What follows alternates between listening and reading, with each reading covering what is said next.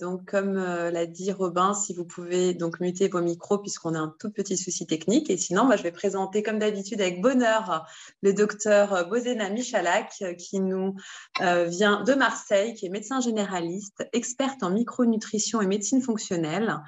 Elle est titulaire de plusieurs diplômes en diététique et alimentation santé à Marseille, ainsi qu'un autre de Dijon. Elle participe également de manière constante à plusieurs études cliniques et donc nous avons une personne extrêmement compétente pour nous apporter tout ce dont nous avons besoin comme information scientifique, médicale. Coupez les micros s'il vous plaît. Et ce soir, nous avons le bonheur de parler mémoire et concentration. Et donc, vous allez nous présenter deux éléments qui sont indissociables de l'être humain. Comme d'habitude, nous allons vous écouter avec grand plaisir. Et moi, je suis Mounia Benada, pour ceux qui ne me connaissent pas. Je vous laisse la parole, docteur. Super. Bonsoir à tous. Je suis ravie de faire notre webinaire sur un sujet pas moins passionnant qui c'est les troubles de mémoire et de concentration. Je vois qu'on est très nombreux ce soir.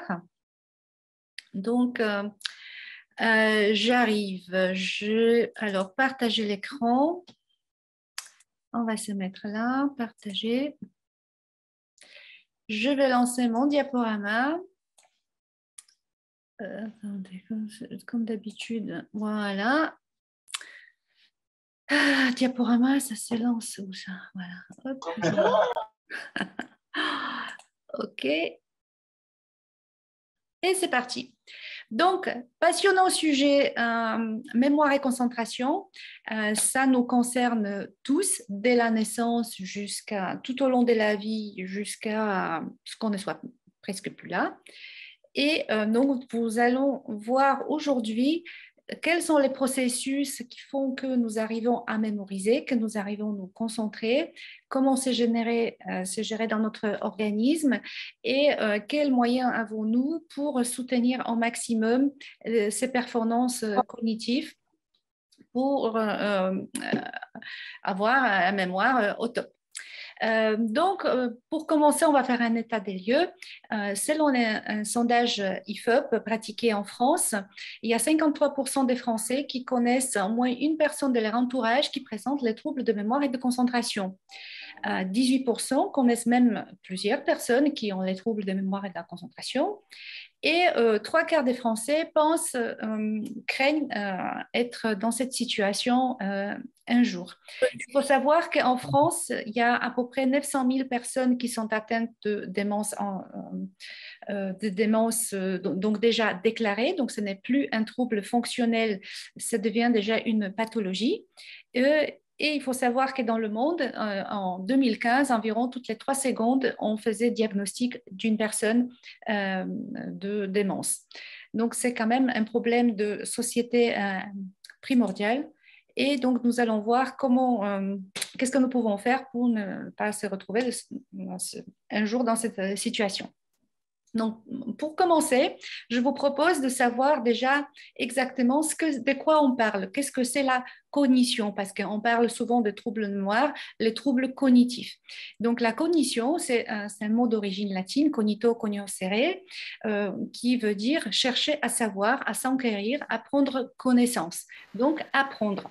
C'est l'ensemble des processus mentaux qui ont trait à la fonction de connaissance et qui permettent l'acquisition de savoir. D'accord? Donc, ce qui fait que ce que nous sommes, donc la cogito ergo sum, je pense, donc je suis.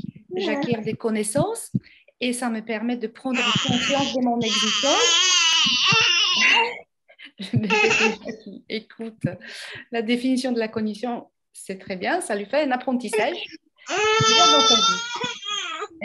Ces processus sont très complexes et gèrent quasiment tous les aspects de notre vie tels que le langage, le raisonnement, l'intelligence, la résolution des problèmes, la prise de conscience des émotions, la perception de l'environnement dans lequel on vit. Et donc, c'est aussi évidemment la mémorisation, l'apprentissage, le jugement, la prise de décision, l'attention. Tout ça, ça fait partie donc de la cognition. Vous voyez que c'est très complet et très complexe. Donc, deux fois, c'est un langage un peu barbare. On ne comprend pas tout à fait quand les psychologues, les psychomotriciennes, l'orthophonistes et autres personnes en parlent. Donc, il faut savoir, c'est juste la cognition, c'est l'ensemble des processus mentaux qui ont fait notre connaissance, qui font ce que nous sommes, qui nous sommes. Cogito ergo sum. Hop. Et donc, on aboutit à la mémoire. Donc, il faut savoir que on a plusieurs types de mémoire. Il y a donc d'abord la mémoire immédiate. Donc, c'est ce qu'on mémorise au moment où on perçoit l'information, au moment où je vous parle. Donc, vous avez déjà mémorisé ce qui se passe. Ensuite, il y a la mémoire à court terme, donc qui dure un petit peu plus longtemps, donc à moins d'une minute. Ensuite, il y a la mémoire à moyen terme entre quelques minutes et quelques heures. Donc, jusqu'à demain, vous allez vous souvenir, par exemple, de ces webinaires. Si cette action, cette connaissance est consolidée dans le cerveau, ça va devenir donc une mémoire à long terme, à savoir que ça, il faut l'entretenir. Autrement, cet épisode de connaissance, il risque de disparaître dans l'oubli. Et le souvenir que crée aujourd'hui notre rencontre peut être un éphémère ou moyen ou long terme, mais ça dépend ensuite du renforcement de l'amplification qu'on va donner à cet épisode. Et nous avons également une mémoire de stockage, comme on dit, la mémoire donc du travail qui nous permet d'accomplir un certain nombre de tâches dans un temps restreint pour pouvoir manipuler les différentes perceptions du monde qui nous entoure et renvoyer donc la réponse aux stimuli que nous recevons. Mais on peut dire brièvement que la mémoire, c'est un processus très complexe qu'on utilise. Il y a 3 étapes principaux. Donc, c'est l'encodage de l'information. On le stocke dans notre cerveau et au moment venu, on arrive à restituer ce que nous avons retenu et ce que notre cerveau a fait le tri pour l'encoder. Nous avons grosso modo 5 types de mémoire qui reposent donc sur les connexions nerveuses différentes. Les circuits neuronaux sont complètement différents. Elle m'énerve, ma fille. Ah, il y a quelqu'un qui a encore son micro. Ce stockage de mémoire est influencé directement par les émotions, hygiène de vie, contexte social, représentation collective. Vous vous souvenez tous de ce que vous étiez en train de faire quand il y a un événement qui a suffisamment sollicité vos émotions, comme par exemple le grand classique, le 11 septembre. C'était un choc émotionnel pour la plupart donc, de personnes, et ce qui fait qu'on a bien mémorisé ce moment dans notre vie, c'est ancré dans notre mémoire, et on peut restituer ce que nous faisions ces jours-là. Ça, on s'en souvient très bien de cette date. Mais les émotions peuvent avoir aussi un impact négatif, par exemple, créer des distractions qui empêchent notre concentration et la mémorisation. Et le stress peut nous empêcher de mémoriser quand nous avons besoin, ou il peut, par exemple, le crack après un examen, peut nous empêcher de restituer les connaissances que nous avons, et on peut échouer à l'épreuve. Hygiène de vie, donc c'est l'alcool à long terme, les drogues, alimentation non adaptée, etc. Contexte social, donc ça c'est par exemple les stimulations. Si on vit dans un environnement qui nous sollicite beaucoup notre mémoire, qui a beaucoup d'interactions sociales, ça nous demande d'interaction avec notre cerveau en permanence, ce qui stimule donc les impulses nerveux, et nous optimisons évidemment cette fonction. La mémorisation, c'est un processus très complexe. Il faut savoir que dans le cerveau, il n'existe pas un centre de mémoire dans notre cerveau. Ce sont, donc, comme je vous ai dit sur la diapo précédente, ce sont des circuits nerveux qui sont distincts, qui sont répartis dans les différentes zones de cerveau. Ça dépend de l'action qu'on veut avoir. Voilà, hop, non. Ah, pour la précédente, voilà, je vais trop vite. Donc, dans cette organisation cérébrale, donc, on a de différents types de mémoire. Nous avons la mémoire épisodique, donc c'est la mémoire d'un épisode qui se trouve, donc l'information qui arrive dans le cerveau passe par le hippocampe qui se trouve ici, par l'amygdale et l'hippocampe derrière, qui va ensuite dans le cortex frontal où elle sera stockée, mémorisée. Cette mémoire, donc ça c'est l'apprentissage. L'apprentissage, comme chez l'enfant, à force de répéter la même action, par exemple l'apprentissage des langues, ça devient, au bout de quelques temps, ça devient à terme donc une connaissance. Dans les lobes temporaux qui se trouvent donc ici sur le côté, c'est une mémoire sémantique. Et la mémoire sémantique, donc c'est déjà la mémoire qui est ça c'est la mémoire liée au langage et la connaissance de soi. Donc, les neurones corticaux et au niveau du cervelet qui se trouve donc ici derrière, c'est la mémoire procédurale. La mémoire procédurale, c'est ça la mémoire automatique. Ce sont des apprentissages des automatismes qui sont particulièrement mis en avant, par exemple, chez les artistes et les sportifs. Donc, c'est l'apprentissage, perfectionnement du geste. Un sportif de haut niveau, il ne pense pas forcément à son geste qu'il a acquis, par exemple, donc comment taper dans une raquette, parce que c'est devenu un automatisme, il ne calcule pas à chaque fois la distance qu'il va parcourir pour attraper la balle au vol au bon endroit, c'est devenu automatique, mais il peut se concentrer sur le perfectionnement de ce geste, comme par exemple quand on conduisons la voiture, on ne pense pas forcément donc à chaque fois calculer quelle vitesse il faut mettre, changer les pédales de gaz d'embrayage ou d'accélérateur. Ça se fait automatiquement et nous pouvons nous concentrer pendant ce temps-là à analyse de la route pour adapter justement de façon automatique la vitesse du véhicule.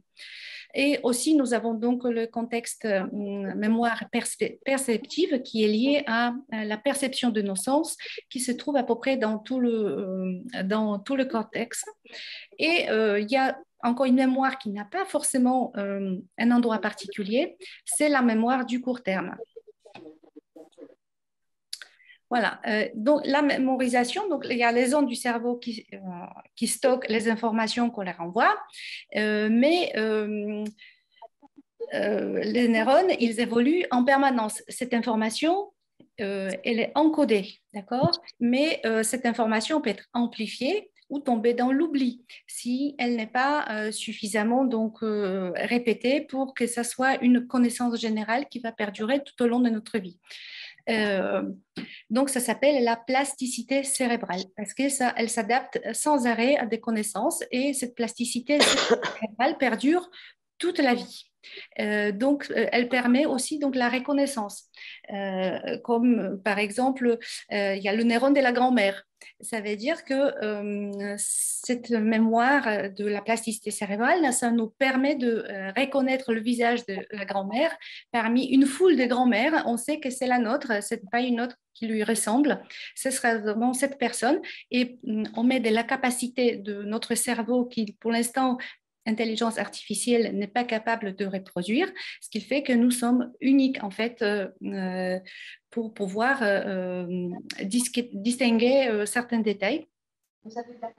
Et il n'y a pas deux personnes au monde qui ont les mêmes capacités en fait de plasticité cérébrale parce qu'ils n'ont pas le même vécu, même les jumeaux, ils n'ont pas eu le même vécu. Il y a certaines zones du cerveau qui ont été stimulées et ils ont encodé d'autres informations et donc ils n'auront pas la même mémoire de façon exacte. Donc c'est unique à chaque individu. Il faut savoir que nous avons donc les capacités extraordinaires du stockage de 10 puissance 15 kilo-octets, ce qui fait un 1 péraoctet, qu'on peut comparer à 1000 fois 1 téraoctet. Donc, c'est énorme, les capacités de mémorisation que l'a corps humain, et on peut le faire travailler, ça évolue sans arrêt. Chaque information qu'on perçoit, elle est stockée, elle est encodée dans notre cerveau et elle peut être réutilisée si besoin et on peut la mémoriser si on répète cette action pour que ça soit durable. Alors, comment est construit notre cerveau? Donc, vous savez, il est situé dans la boîte crânienne. Il contient 12 milliards de neurones, mais il n'est pas seul aussi. Donc, le tissu nerveux contient également donc des cellules gliales, qui sont les cellules de soutien, qui sont 10 fois plus importantes. Chaque neurone peut avoir 60 000 synapses. Ce sont les connexions avec d'autres neurones qui font que ce sont les circuits en fait de mémoire de notre cerveau. Ce sont des circuits électriques dans lesquels est stocké notre mémoire, nos souvenirs, tout ce que nous sommes, c'est stocké dans ces neurones. Il pèse environ 1,3 kg, ce qui fait 2% du poids de notre corps, et majoritairement il est composé de matière grasse, donc c'est 60% de son poids. À la naissance, la plupart des neurones ne sont pas connectés. Le cerveau du bébé n'est pas fini. C'est juste un début de vie. Donc, il subit une croissance extraordinaire, 3 fois volume en 3 ans. Et vous voyez qu'un enfant à la naissance, les cellules nerveuses, ils ont quelques connexions, il y a quelques petites synapses. Mais au fil de la vie du bébé, suivant comment il est stimulé, il y a un réseau très très dense de connexions qui se forment. Les neurones se multiplient presque plus, mais c'est juste les connexions nerveuses qui se multiplient. Plus on est stimulé, plus il y a connexions nerveuses. Et quand les enfants donc, apprennent de nouvelles connaissances, ces neurones se connectent et ils commencent à constituer leur petite mémoire épisodique qui, à terme, devient donc les connaissances générales. Alors, donc, le cerveau, je viens de vous le dire, est constitué donc, des neurones et de tissus glial. Donc, le neurone, vous voyez ici, hop, là où est ma souris. Ah, attendez, excusez-moi, précédente. Voilà, maintenant, décidément. Voilà. Donc, dans le neurone, on a le corps du neurone avec le noyau indispensable à son fonctionnement, les dendrites. Ça, ce sont des ramifications qui font qu'on se connecte à d'autres neurones. Et il y a l'axone qui sert donc d'envoi de stimuli d'un bout à l'autre de neurones.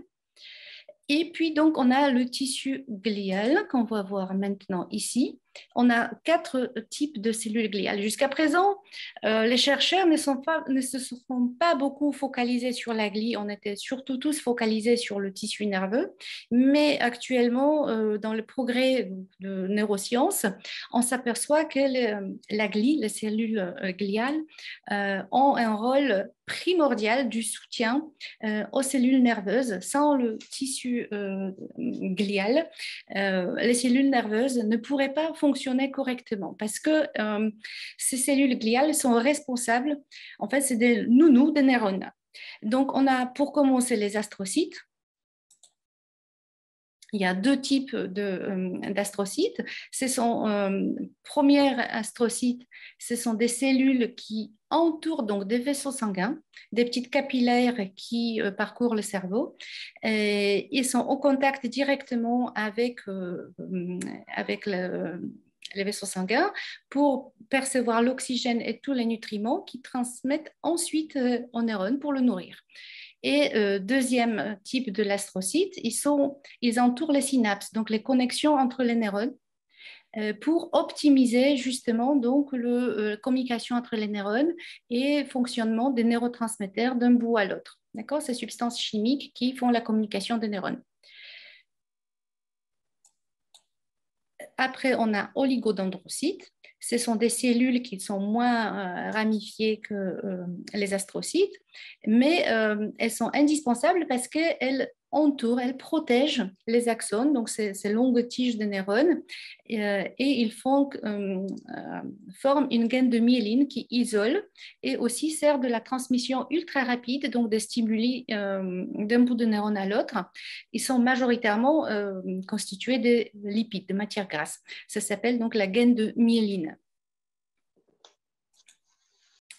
Après, il y a les cellules de la microglie qui sont équivalentes des cellules de défense immunitaire, donc de macrophages qui se trouvent dans les tissus et le sang. Elles sont beaucoup plus petites, mais elles sont indispensables, par exemple, au nettoyage des toxines, à la cicatrisation, ont des capacités donc, de migrer dans les zones où il y en a besoin.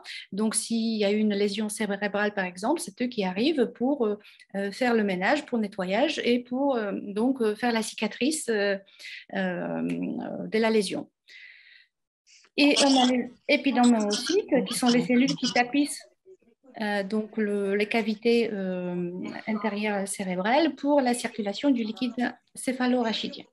Et les cellules nerveuses, il y a donc les neurones, il y en a environ 85 milliards dans le cerveau, uniquement.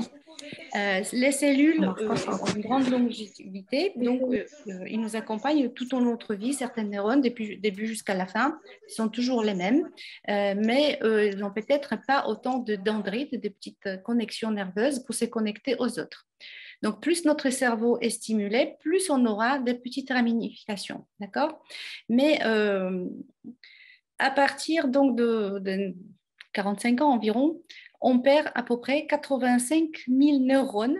Donc, du néocortex, c'est le cortex préfrontal, c'est celui qui est apparu chez les humains, donc vraiment très, très tard dans l'évolution de l'espèce Homo sapiens. Donc, on perd à peu près un neurone par seconde. Ils font donc leur nombre est très important, ça peut faire à peu près 2% du poids du corps et ils sont très énergivores, consomment 20% de l'énergie de l'ensemble de notre organisme. Donc, les cellules gliales, les astrocytes, il faut qu'ils rapportent en continu de l'énergie, ils carburent uniquement au glucose. Donc, vous voyez qu'il y a une organisation cérébrale un peu particulière. Donc, dans le cerveau, on a la matière grise et on a la matière blanche. Donc, la matière blanche, elle est faite uniquement des axones, donc de ces longues tiges qui vont donc du cortex, la matière grise. Et donc les axones, c'est la matière blanche, pardon, parce qu'ils sont entourés donc des gaines de myéline qui font donc ils sont réunis, ils sont parallèles les uns aux autres dans la matière blanche. Voilà. Et ce sont les autoroutes de l'information. Hop, hop, hop. Donc, les neurones communiquent entre elles par des synapses. C'est un l'influx nerveux qui arrive à sens unique de circulation de neurones. Et donc, l'impulse d'un neurone à l'autre, c'est fait par une substance chimique qu'on appelle le neurotransmetteur.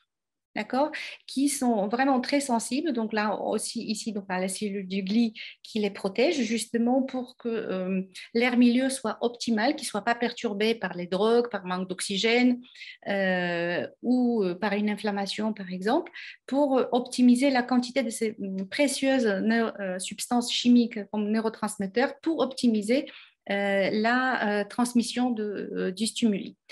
Et là, il y a une bonne nouvelle, que contrairement aux neurones que eux disparaissent à la vitesse donc un neurone par seconde, que les synapses, la synaptogenèse se fait tout au long de notre vie parce que c'est tout au long de notre vie que nous vivons de nouvelles expériences qui font de nouvelles mémorisations. Donc, le fait que vous soyez ici aujourd'hui à m'écouter, déjà, vous faites de nouvelles synapses dans votre cerveau, vous apprenez quelque chose et donc, le cerveau est ainsi stimulé.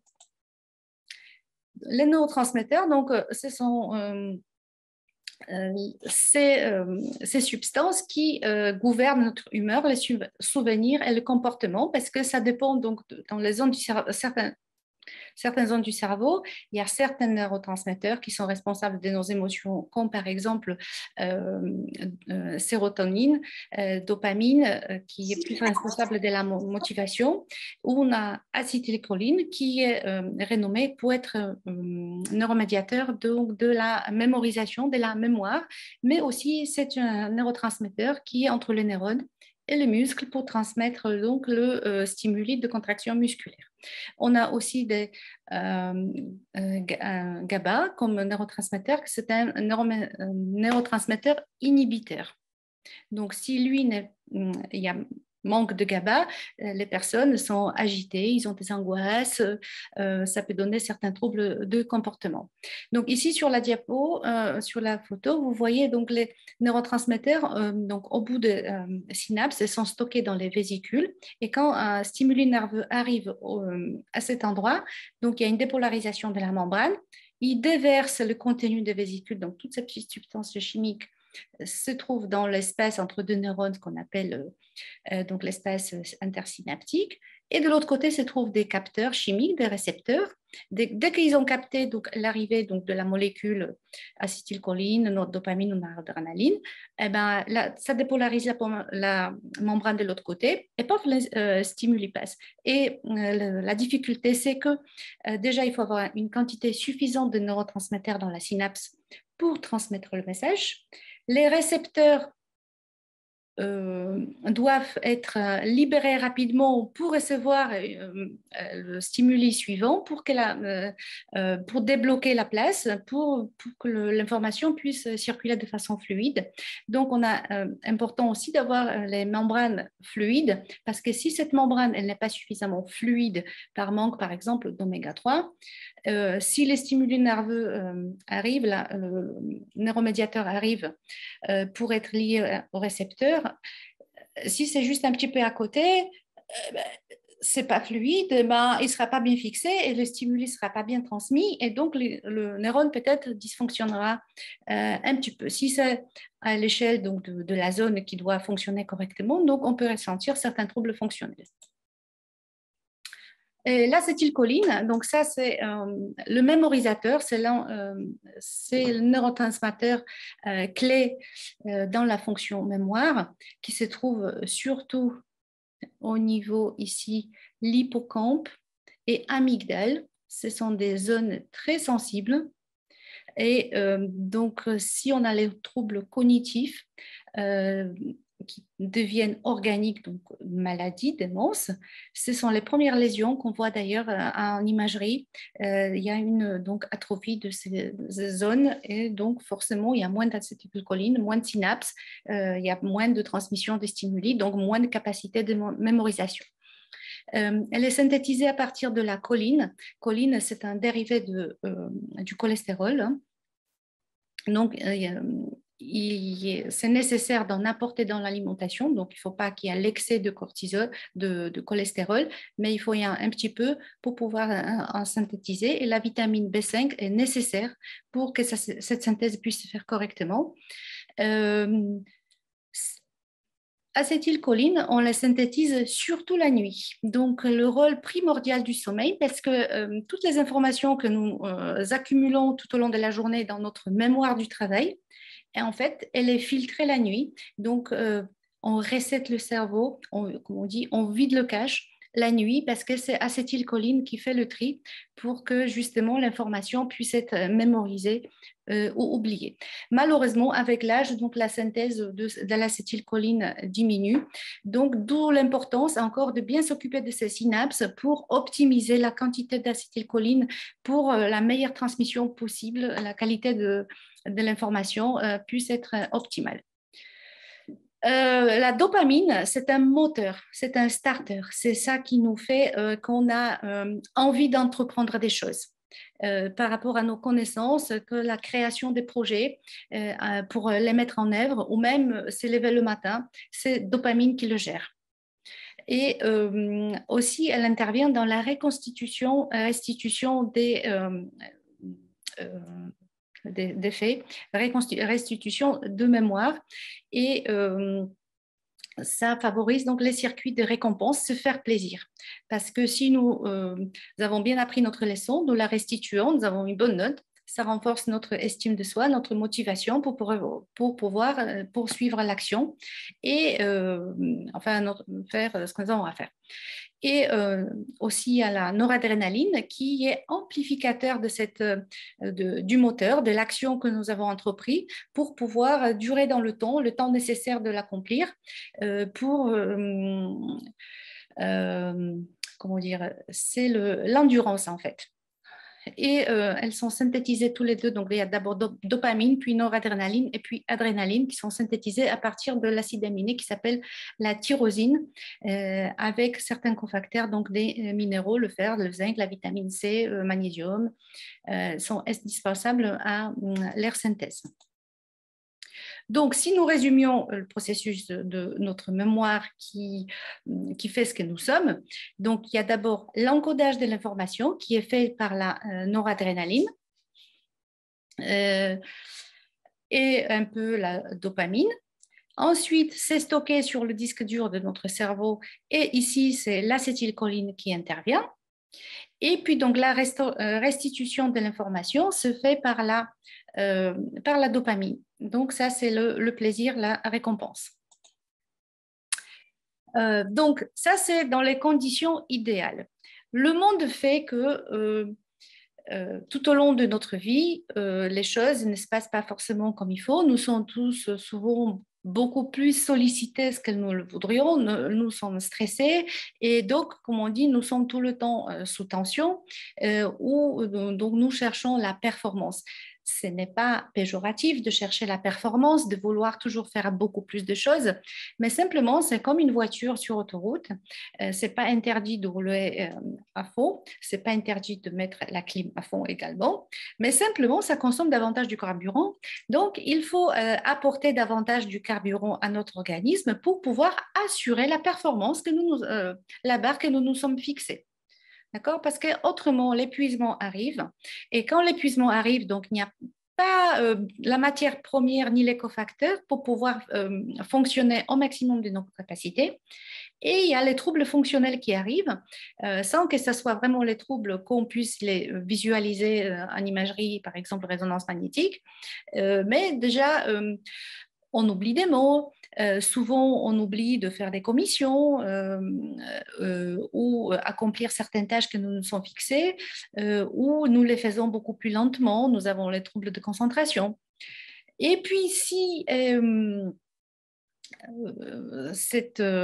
trouble persiste, à un moment donné, donc, il y aura donc la maladie qui va s'installer, c'est la pathologie qui va arriver et nous verrons donc les modifications à ce moment-là à l'imagerie. Donc, on appelle ça le déclin cognitif. Qui fait le lit donc des maladies neurodégénératives, donc dans lesquelles nous avons deux processus principaux.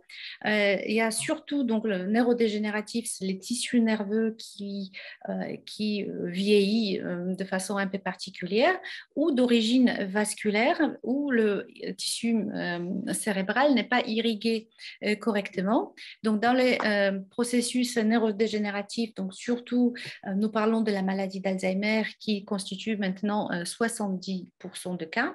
Mais il faut savoir que la maladie d'Alzheimer, initialement, donc elle était découverte par Alois Alzheimer au début du siècle, mais ça définit maladie comme une démence présénile. Donc les gens moins de 60 ans.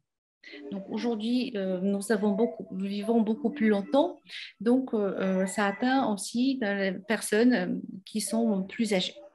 Donc ici, il faut absolument qu'on a pour diagnostic de maladie d'Alzheimer, nous avons donc deux critères, dégénérescence des neurofibrillaires dans les neurones et apparition des plaques séniles, donc les fameux dépôts amyloïdes dans le tissu environnant des neurones. Et angiopathie amyloïde, ça veut dire que les vaisseaux sanguins deviennent amyloïdes, donc dégénèrent en fait. Ce sont des causes environnementales, métaboliques, donc de dégénérescence des tissus nerveux.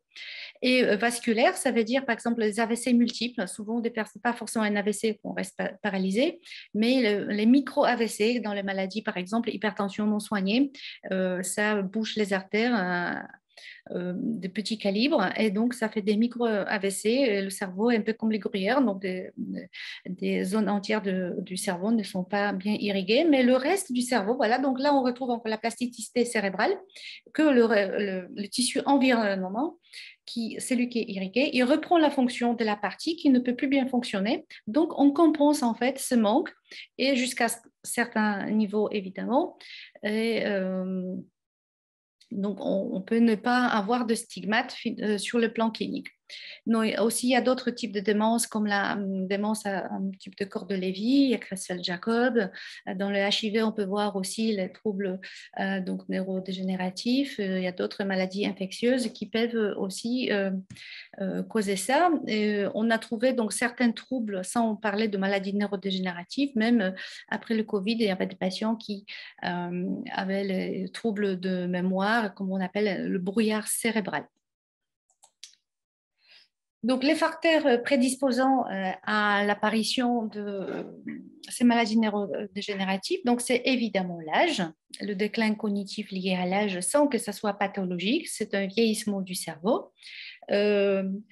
L'irrigation par l'oxygène du cerveau, donc ici le rôle de l'apnée du sommeil où le cerveau n'est pas correctement irrigué, ça peut conduire à des troubles de concentration et de mémoire.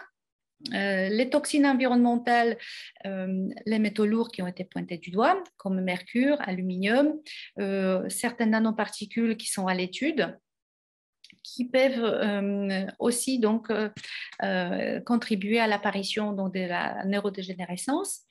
Il y a aussi une petite partie de prédisposition génétique, donc de la, comme ça c'est une les enzymes donc, qui gèrent le métabolisme, donc, par exemple, d'un neurotransmetteur ou l'apparition des plaques amyloïdes. D'accord. Donc, c'est la présinyline et la fameuse ApoE qui est donc apolipoprotéine qui se trouve dans le cerveau et c'est un facteur prédictif de maladie d'Alzheimer. Ceci dit qu'à 100%, il y a des patients qui ont ApoE positif mais ne développeront pas de maladie d'Alzheimer parce qu'ils ont une hygiène de vie irréprochable, ils boostent leur cerveau et donc s'ils font une maladie Alzheimer, elle apparaîtra très tard dans leur vie. Ils auront donc une vie très longue sans symptômes. Aussi, donc, les maladies métaboliques comme hypertension, athérosclérose, dyslipidémie, donc il y a diabète aussi, qui crée donc glycation donc du cerveau et l'empêche donc le fonctionnement normal par la microcirculation par exemple. Maladie d'Alzheimer, donc par ce fait on appelle aussi le troisième type du diabète parce que c'est la glycation des tissus, pas uniquement des tissus cérébraux comme l'hémoglobine glyquée, donc c'est tissus périphériques, mais aussi donc la glycation du cerveau par le sucre qui est en plus grande quantité qu'il en faudrait. Et le stress oxydant, évidemment, avec inflammation. Donc, c'est les deux qui se auto-amplifient. Donc, plus il y a du stress oxydant, plus il y a de l'inflammation, plus il y a de l'inflammation, plus il y a la génération des radicaux libres, et ainsi de suite. Il y a un cercle vicieux qui se met en place. Et donc, les cellules de glie attaquent le cerveau pour le combattre. Et il y a une dégénérescence, évidemment, des neurones. La sédentarité, manque de sport, évidemment, ça, c'est manque de stimulation du cerveau. La restriction cognitive, donc, c'est évidemment ne jamais lire de livres, ne jamais avoir les interactions sociales très pauvres, donc, manque de stimulation. Et aussi, donc, déficit en neuromédiateur, aussi, c'est un facteur qui, avec l'âge, est prédisposant de troubles cognitifs, donc de apparition de troubles mémoire ou du déclin des capacités cérébrales.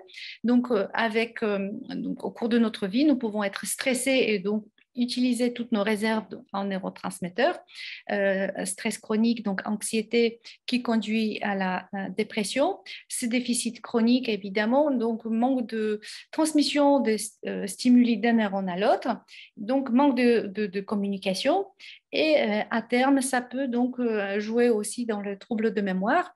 Et insomnie également est très importante parce que la mélatonine, donc c'est l'hormone du sommeil qui vient de la sérotonine. Donc, si nous n'avons pas de sérotonine, nous n'avons pas de mélatonine, nous ne dormons pas bien. Et donc, acétylcholine, elle est aussi en diminution. Et donc, on ne peut pas bien encoder durant la nuit, de stocker le souvenir du jour. Donc, avec l'âge, ça peut se sentir que nous mémorisons moins bien et nous n'arrivons pas à accomplir certaines tâches. Mais la bonne nouvelle est que si nous prenons soin de notre cerveau, vous voyez le déficit cognitif, on peut vraiment le retarder, l'apparition. Donc, on peut vivre vraiment longtemps sans que les troubles fonctionnels soient déjà impactants sur notre vie ou que vraiment le déclin cognitif soit déclaré démence. Nous pouvons éviter donc 35% des cas apparition donc du déclin cognitif si nous prenons soin de notre corps et donc indirectement de notre cerveau. Alors maintenant, dans la maladie d'Alzheimer, ce sont les mêmes donc, facteurs de risque que je vous ai énumérés plus haut, qui sont voilà, ici, en haut de la courbe. Donc, tout au long de notre vie, nous avons donc certains facteurs qui nous accompagnent, qui peuvent donc à terme donc, conduire à une démence, mais nous avons donc les facteurs prédictifs qui sont protecteurs, comme l'activité physique, le niveau d'éducation, le niveau d'études, parce que ça crée donc un grand nombre de connexions nerveuses. Donc, si même il y a une maladie qui s'installe, il y aura beaucoup plus de neurones qui vont quand même travailler et donc les symptômes apparaîtront beaucoup plus tard. Activité intellectuelle et sociale intense et la réserve cérébrale sont vraiment primordiaux pour garder, pour préserver au maximum les capacités cognitives et avant l'apparition de la démence, donc essayer de retarder au maximum donc apparition donc, de la dépendance liée aux troubles cognitifs. Donc là, je vous ai mis deux autoportraits d'un peintre qui s'appelle William Uttermalen. Je ne sais pas si vous le connaissez. Donc là, c'est évolution de ces autoportraits entre 1967 et 2000. Vous voyez, le déclin cognitif a conduit qu'il n'arrivait plus à restituer. Donc déjà, il y avait beaucoup moins de détails. Donc c'est la restitution donc, de ses connaissances, de ses savoirs qui s'échappait en fait petit à petit. Il n'arrivait plus à dessiner comme avant. Donc, diagnostic d'Alzheimer, je vous rappelle encore une fois, avec certitude, on le diagnostique post-mortem sur les autopsies. Et là, on va trouver donc des deux lésions, les fameuses plaques séniles qui se trouvent entre les neurones, en tissu qui est extraneuronal, et la dégénérescence neurofibrillaire qui se trouve donc dans les neurones. Ça, c'est la protéine Tau, TAU, et là, ça, c'est la plaque amyloïde. Donc, petit à petit, dans le cerveau, les processus qui se font en place, qui a donc une accumulation donc, de dépôts amyloïdes qui sont détectés par les cellules de la microglie ou des protéines Tau, qui commencent à s'accumuler, les cellules de glie arrivent et il y a l'inflammation qui s'est créée. Donc, l'inflammation qui a pour but, évidemment, donc, enquister le processus et le démanteler et de guérir quelque part ces dépôts. Mais cette inflammation crée plein de radicaux libres et crée de petit à petit, ça en fait, ça rend le cerveau. Donc, le cerveau sain, il est tout beau, mais le cerveau bien atteint par la maladie d'Alzheimer, donc il y a une atrophie cérébrale, donc il y a vraiment disparition de neurones et donc forcément les fonctions cognitives ne peuvent pas être atteintes, ne peuvent pas être donc assurées. Et aussi donc athérosclérose qui joue son rôle, ça veut dire que les artères se bouchent, il n'y a pas suffisamment de nutriments ni de l'oxygène qui sont apportés par la circulation et donc ça joue aussi dans l'amplification des processus de l'inflammation qui conduisent donc à la destruction des tissus nerveux. Alors, comment faire maintenant pour, vous voyez comment le cerveau fonctionne de façon optimale. Donc, nous avons notre carte à jouer maintenant pour le garder en meilleure forme possible tout au long de notre vie et pour pouvoir accomplir tout ce que nous avons à faire, à quoi nous aspirons, pour pouvoir mener à bien tous nos projets. Et donc, le cerveau, pour le garder en forme, il faut l'utiliser en fait. Il faut il ne faut pas s'en priver. Le cerveau n'aime pas s'ennuyer. Il faut tous les jours, il faut apprendre. De faire de nouvelles rencontres, faire des connaissances, pour stimuler notre fameuse mémoire, la mémoire épisodique pour acquérir de nouvelles connaissances. Donc, l'activité physique, ça permet évidemment donc, la coordination des mouvements donc, qui sollicite déjà les circuits nerveux, les automatismes que nous avons déjà mis en place pour ne pas tomber dans l'oubli, mais aussi stimuler de nouvelles connaissances pour la recherche donc, du perfectionnement et pour maintenir cette fonction en place. Alimentation équilibrée, évidemment, ça c'est indiscutable. Il faut prendre soin de notre cerveau, lui fournir tous les nutriments nécessaires pour qu'il puisse fonctionner au maximum de ses capacités.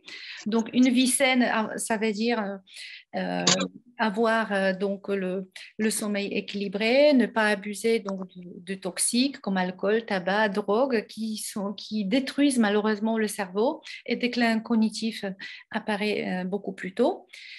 Et stimuler l'essence. Donc là, même, il ne faut pas avoir honte ni peur de mettre les appareils auditifs parce que quand on perçoit les stimuli auditifs, ça va dans le cerveau qui stimule une réponse. Donc, si nous ne le stimulons pas, les zones liées donc à la perception auditive vont disparaître. Déjà, nous aurons plus du mal à suivre une conversation. Donc, les informations ne seront pas traitées correctement par le cerveau et ça aura un effet tout en cascade sur les fonctions cognitives parce que petit à petit, on va se retirer du monde et donc on baisse de l'attention, on baisse donc de performance cognitive. Quels sont les nutriments du cerveau dont il raffole pour qu'il reste en forme? Mais ce n'est pas très compliqué. C'est toujours la même chose. Il suffit de manger équilibré, varié et éviter donc les produits raffinés et ultra transformés. Donc, il y a plusieurs études, méta-analyses même, qui ont prouvé donc la supériorité de l'alimentation type méditerranéenne, qui est riche en fait en fruits, légumes frais de saison, qui est pleine d'antioxydants, les graisses végétales riches en oméga 3, qui sont indispensables donc pour le cerveau, pour la plasticité cérébrale et pour la fluidité des membranes. Apporte tous les vitamines et micronutriments dont le cerveau a besoin.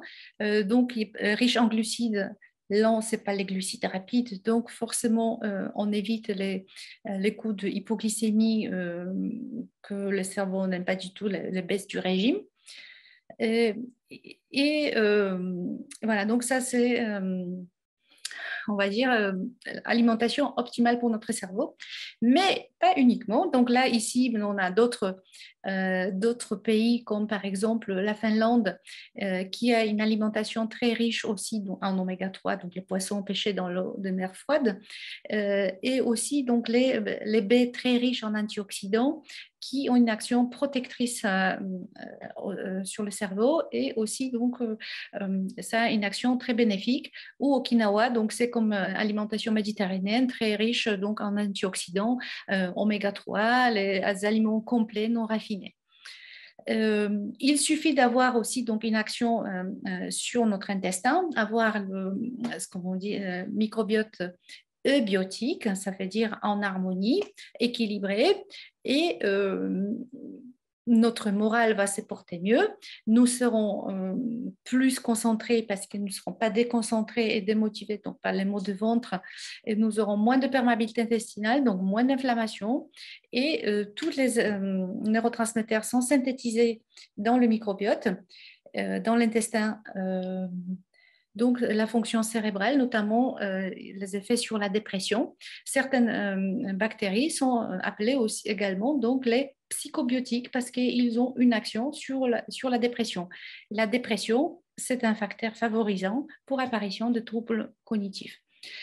Aussi, alimentation anti-hypertensive pour optimiser la circulation cérébrale. Donc ici, c'est le sel qui agit donc sur les vaisseaux sanguins, qui a une action donc sur le vieillissement cérébral.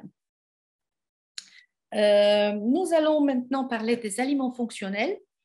Les aliments fonctionnels, donc vous savez, c'est les aliments que nous mangeons couramment, mais ils ont certaines constituantes qui ont une action bénéfique sur la fonction qu'on recherche. Donc, par exemple, si nous mangeons les protéines le matin, ça a une fonction favorisante de la tyrosine pour sécréter donc la dopamine et la noradrénaline qui ont une action énergisante, une action donc starter de nos actions, entreprendre donc les nouveaux apprentissages et entreprendre les tâches à accomplir. Les glucides complexes donc, qui fournissent du glucose et le carburant pour le cerveau pour éviter justement les à-coups d'hypoglycémie. Ça diffuse donc du sucre tout au long de la période sans hypoglycémie ni sans hyperglycémie. Les bonnes graisses oméga 3 qui se trouvent donc dans les huiles végétales comme huile de colza ou huile de poisson qui est très riche en DHA, indispensable donc pour la gaine de myéline. Aussi la choline qui se trouve dans les produits donc, animaux, ici en particulier, donc la viande, poisson, des œufs. Les antioxydants qui se trouvent dans les fruits et légumes, donc tous les polyphénols, anthocyanes, lycopène, pour justement, donc, c'est les fruits rouges, myrtilles, framboises, les baies, pour neutraliser tous les radicaux libres qui sont générés rien que par le fonctionnement des mitochondries, donc des cellules nerveuses, ou la micro-inflammation qui gère donc les petits dépôts éventuellement de plaques amyloïdes qui pourraient se faire dans le cerveau. Les vitamines qui sont indispensables. Donc ici, nous avons la vitamine B9, B12, B6, B5. Donc la B12, elle est indispensable. Elle se trouve dans les produits animaux pour le coup, donc plutôt les produits animaux d'origine bovine. La B9, B6, B5, on peut les trouver dans les produits végétaux et qui sont donc indispensables à rééquilibrer l'ensemble des réactions chimiques. Donc là, par exemple, je vous donnais homocystéine, qui est un facteur donc, de toxicité neuronale, mais les vitamines B9 et B12 sont indispensables pour le recyclage de l'homocystéine, qui est un déchet donc, de la réaction chimique. Et donc ça, c'est le rencontre du végétal avec l'animal. Les deux font qu'on arrive à recycler cette homocystéine, qui est un facteur prédictif donc de troubles cognitifs qui peuvent apparaître même quelques dizaines d'années après. Et aussi donc les minéraux qui sont les cofacteurs des réactions chimiques qui gèrent donc tout le cerveau. Mais on ne peut pas manger tous ces aliments n'importe quand, n'importe comment. Il y a une certaine chronobiologie nutritionnelle qui fait pour que ça se passe de façon harmonieuse, que le cerveau a l'accès aux bons aliments au bon moment de la journée. Donc, le petit déjeuner, il faut qu'il soit protéiné, pauvre en glucides rapides pour favoriser donc, le passage de la tyrosine dans le cerveau pour fabriquer la dopamine et la noradrénaline. Midi, donc fruits et légumes, viande, poisson, il n'y a pas de souci. Un peu de sucre lent, sans sucre rapide pour éviter les coups de barre. Le goûter plutôt riche, pas trop de protéines animales, plutôt riche donc en sucre lent, donc déjà pour favoriser le passage du tryptophane qui a besoin de sucre comme précurseur de la sérotonine pour justement commencer à freiner le cerveau excité qui a bien travaillé toute la journée pour qu'il puisse se préparer pour la nuit où il pourra se régénérer. Et donc le dîner en famille, riche en sucre lent, aussi les légumes, pour favoriser le sommeil réparateur. OK. Il ne faut pas oublier donc l'axe intestin-cerveau, l'intestin en forme, cerveau en forme. Donc l'intestin perméable aussi favorise la perméabilité de la barrière hémato-encéphalique, donc certaines toxines qui passent de l'intestin. Si la barrière hémato-encéphalique est perméable, ça favorise donc passage de ces toxines ou des bactéries dans le cerveau qui peuvent donc contribuer encore une fois à l'inflammation cérébrale, à stress oxydatif, donc aggravation de l'état des radicaux libres qui nécessite encore plus d'antioxydants pour les neutraliser et donc qui peuvent jouer le rôle dans les processus neurodégénératifs. Et aussi, donc, vu que tous les neurotransmetteurs sont synthétisés dans l'intestin, donc si nous avons l'intestin en forme, il y a moins de problèmes d'anxiété, de dépression. Et donc le rôle de l'alimentation, fruits et légumes, riches en fibres, prébiotiques. Prébiotiques, je vous rappelle, c'est la nourriture donc des bonnes bactéries. Ils se nourrissent donc des fibres prébiotiques. Et les probiotiques, ça, ce sont des bactéries. Donc, dans l'alimentation, on peut apporter déjà directement donc, des probiotiques en consommant des aliments lactofermentés, comme par exemple le yaourt bulgare ou le yaourt fermenté à la grecque, la choucroute crue, les olives. Tout ça, ce sont des produits lactofermentés qui permettent donc d'optimiser notre microbiote. On a aussi un autre arsenal pour améliorer les fonctions cognitives, la phytothérapie. Donc, il y a beaucoup de plantes adaptogènes qui sont un grand secours quand nous sollicitons beaucoup notre cerveau et nous avons besoin d'optimiser nos performances ou pour améliorer certains troubles cognitifs. Donc, par exemple, Rhodiola rosea qui gère très bien le stress. Il y a des Bacopa qui est dynamisante, tonifiante pour améliorer donc, les performances cognitives, donc renforcer aussi l'endurance. Le safran qui est une action un peu comme un couteau suisse à tout faire avec une action donc, neurotrophique qui permet donc meilleure régénération même des tissus nerveux. On a du ginseng, de maca qui sont donc des stimulants. Adaptogène, ça veut dire qu'il module l'activité hormonale des hormones qui interviennent donc dans le système nerveux, dans le cerveau. Aussi, il y a les huiles essentielles comme l'huile essentielle de la lavande, du citrus, du basilic, il y a camomille. Mais aussi, on a des plantes telles que ginkgo biloba, la sauge, la schisandra. La schisandra, donc ça, c'est une plante, en fait, ce sont des baies rouges très riches en antioxydants. On appelle les baies à 5 saveurs, donc par la médecine chinoise. Les 5 saveurs en médecine chinoise, c'est acide, sucré, salé, doux et amer. Voilà, donc parce qu'elles ont un effet pléiotropique qui sont donc aussi tonifiantes et améliorent la performance, l'endurance cognitive. Je vous fais un petit zoom sur le safran parce que il vaut un détour, le safran. Donc ça, vous savez que le safran, on le cueille dans ce sont les pistilles du safran des crocus qui poussent donc souvent, c'est surtout dans l'Asie mineure, sur les plateaux un peu montagneux que ça coûte très très cher parce que c'est à peu près 2 pistilles par fleur et il faut énormément donc, de pistilles pour faire 1 gramme du safran qui contient de la substance active qui est safranale et qui a vraiment donc de nombreux effets recherchés sur le système nerveux central. Donc déjà, contient à peu près et agit sur tous les neurotransmetteurs, donc dopamine, sur sérotonine, sur la noradrénaline, aussi sur le GABA. Et donc, ça a un effet anti-inflammatoire, anti-oxydant, neuroprotecteur par les stimulants, les facteurs trophiques donc du système nerveux. Et donc, cet effet anti-inflammatoire, antioxydant, neuroprotecteur aussi va y avoir donc les effets dans la maladie d'Alzheimer ou éventuellement le trouble cognitif, le trouble de l'apprentissage, qui peut améliorer donc les déficits cognitifs.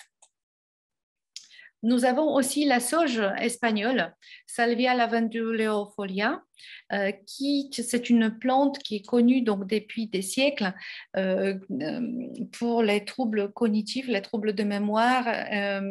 Déjà donc fin du XVIe siècle, John Gerard disait que c'est particulièrement bon pour la tête et le cerveau, stimule les nerfs et la mémoire.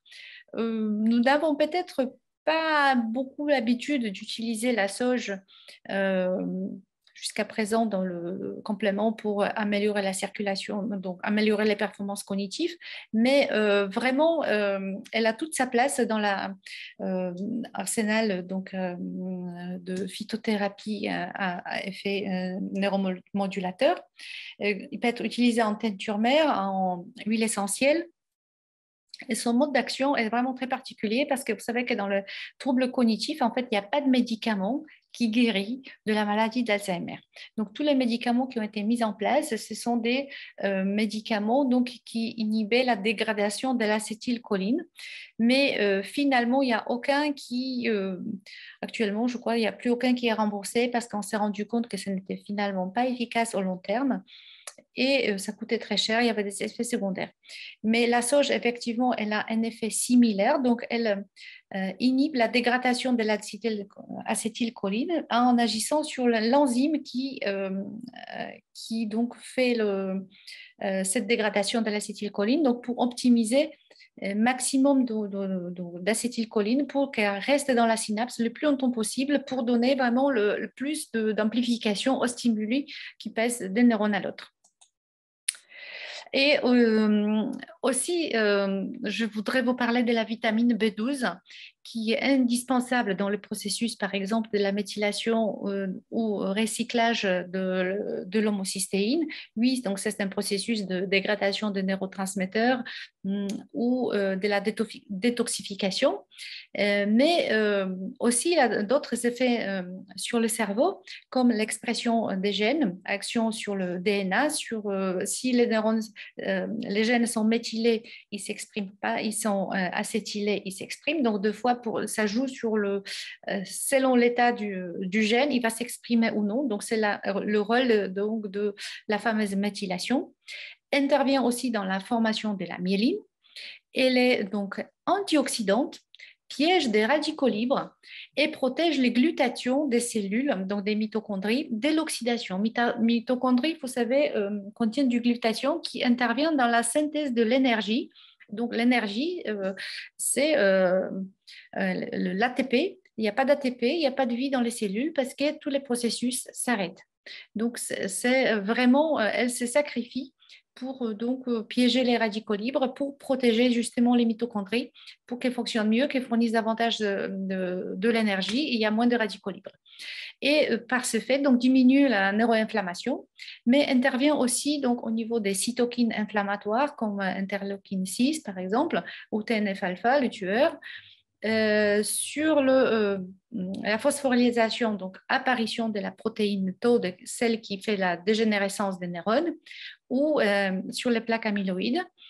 Et la vitamine B12, on la trouve majoritairement dans les produits donc, animaux, davantage issus de la vache, donc comme la viande, le fromage, que d'autres animaux comme la poule ou les volailles, parce qu'elle a une particularité qu'elle est synthétisée par des bactéries de fermentation qui se trouvent dans l'estomac des ruminants.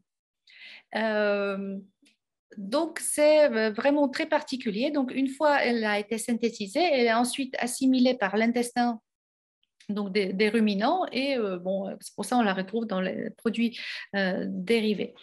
Il y a une étude très intéressante qui a été faite chez les enfants avec donc substitution de la vitamine B12 pour avoir un taux suffisamment dans le sang. Donc, il y a beaucoup de carences en vitamine B12 et chez les enfants qui avaient un taux de vitamine B12 qui n'était pas optimal, donc c'était entre 200 et 300 microgrammes, ils avaient donc déjà, comparativement aux enfants qui avaient un taux de vitamine B12 suffisant, ils avaient déjà des petites différences au niveau imagerie médicale qui s'est corrigée après supplémentation en vitamine B12 Donc, ils avaient donc les images complètement comparables et en même temps, ils amélioraient leurs performances cognitives. Donc, c'est quand même fabuleux.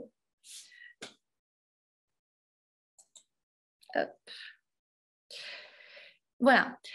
Donc, pour optimiser la supplémentation en produits dans notre alimentation, les bonnes graisses, comme j'aime bien le dire, c'est pas manger moins gras, mais c'est manger mieux gras.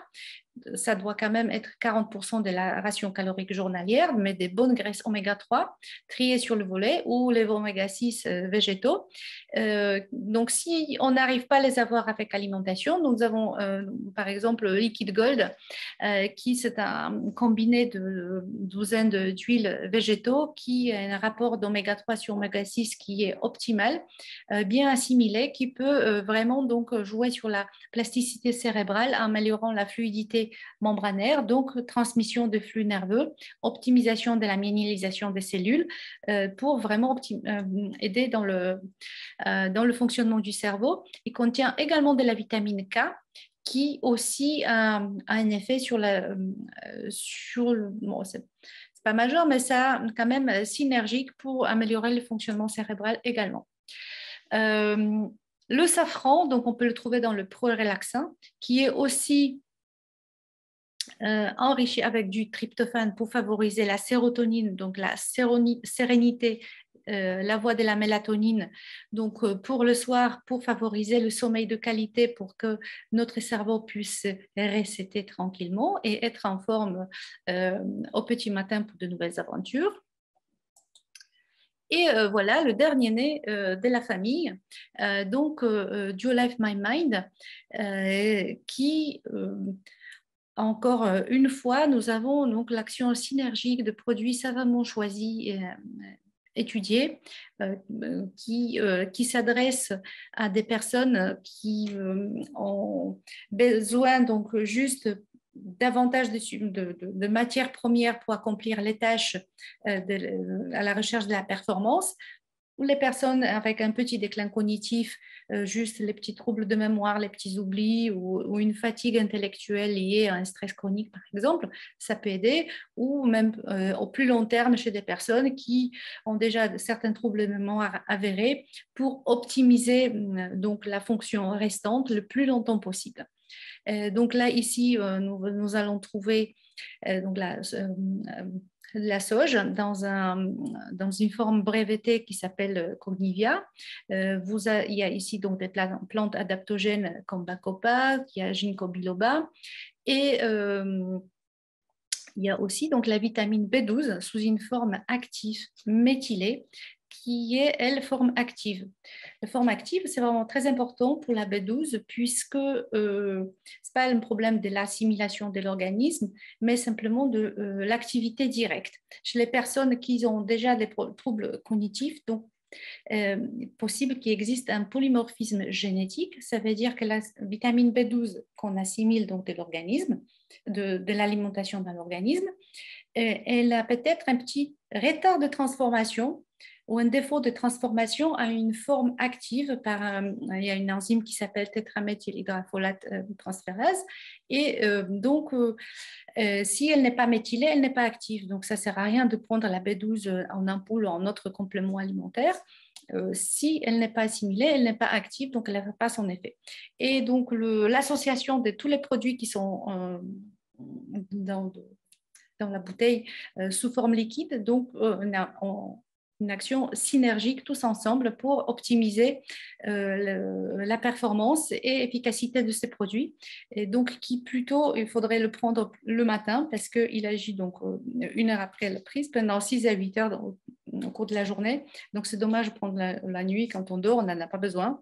Mais pour optimiser donc les performances cognitives la journée, c'est vraiment un produit phare pour aider à faire ce qu'on a à faire.